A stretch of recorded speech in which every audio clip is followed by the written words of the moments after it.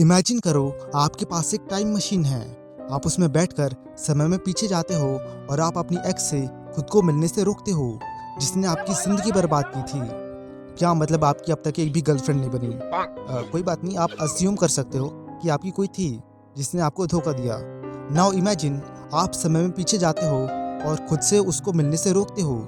आप अपने आप को अपनी एक्स से मिलने से रोक भी लेते हो और अपने पास्ट वाले को समझाते हो कि भाई लौट जा, आगे मत जा, जिंदगी के एल लगने वाले हैं। और वो बात मान भी लेता है। अब ना ही आप उससे मिलते हो और ना ही आगे कोई प्रॉब्लम क्रिएट होती है।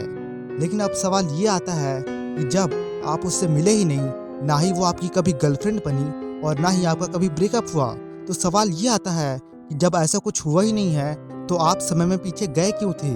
अब ये यहाँ पर एक पैराडॉक्स क्रिएट हो चुका है। पैराडॉक्स यानी ऐसे सवाल जिनका कोई भी सटीक जवाब नहीं होता है। हम सिर्फ पॉसिबिलिटीज निकाल सकते हैं कि इसकी ये पॉसिबिलिटी हो सकती है, और इस पैराडॉक्स का नाम है एक्स गर्लफ्रेंड पैराडॉक्स। क्या मतलब ये कुछ ग्रैंडफादर पैराडॉक्स जैसा है। इस पैराडॉक्स की एक एक्सप्लेनेशन है मल्टीवर्स थ्योरी।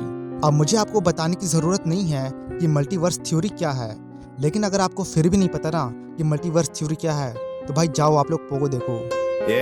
तो बेसिकली मल्टीवर्स थ्योरी ये कहती है कि हमारे यूनिवर्स के अलावा भी और इनफाइनाइट यूनिवर्स एग्जिस्ट करते हैं। यानी हमारे ब्रह्मांड के अलावा भी और अनंत ब्रह्मांड मौजूद हैं जिनमें हर वो पॉसिबिलिटी एग्जिस्ट करती है जो हम सोच भी नहीं सकते। हर वो चीज़। आपने मल्टीवर्स थ्योरी के ऊपर कई सारे मूवीज़ देखे होंगे, कई सारे वीडियोस देखे होंगे, लेकिन क्या आपको पता है कि साइंटिस्ट मल्टीवर्स थ्योरी पर इतना स्ट्रांगली बिलीव क्यों करते हैं, जबकि हमारे पास आज एक भी ऐसा एविडेंस नहीं है जो ये प्रूव करता हो कि मल्टीवर्स एग्जिस्ट करता है?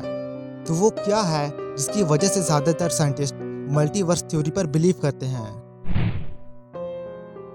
ज़्यादातर साइंटिस्ट मल्टीवर्स थ्योरी पर इसलिए बिलीव करते हैं क्योंकि ये थ्योरी कुछ अनसॉल्व्ड क्वेश्चंस और पैराडॉक्स का सॉल्यूशंस प्रोवाइड कर सकती है जो एक सिंगल यूनिवर्स के मॉडल में डिफिकल्ट है समझना। जैसे कि इन्फ्लेशन थ्योरी के हिसाब से हमारा यूनिवर्स एक रैपिड एक्सपेंशन फेज से गुजर रहा है जिससे मल्टीपल यूनिवर्सेस का क्रिएशन हुआ होगा। और स्ट्रिंग थ्योरी के कुछ मॉडल्स प्रिडिक्ट करते हैं कि मल्टीपल डायमेंशंस और पैरेलल यूनिवर्सेस एग्जिस्ट करते हैं।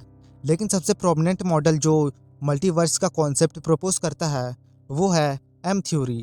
एम थ्योरी स्ट्रिंग थ्योरी के 5 डिफरेंट वर्जन्स को यूनिफाई करने का एक फ्रेमवर्क है, और ये सजेस्ट करता है कि 3 डायमेंशंस के अलावा भी और 8 डायमेंशंस एग्जिस्ट करते हैं, यानी टोटल 11 डायमेंशंस इस कॉस्मोस में एग्जिस्ट करते हैं। क्वांटम मैकेनिक्स में भी कुछ फेनोमेना का एक्सप्लेनेशन करने के लिए मल्टीवर्स थ्योरी का यूज़ किया जाता है, जैसे मैनी वर्ल्ड्स इंटरप्रिटेशन।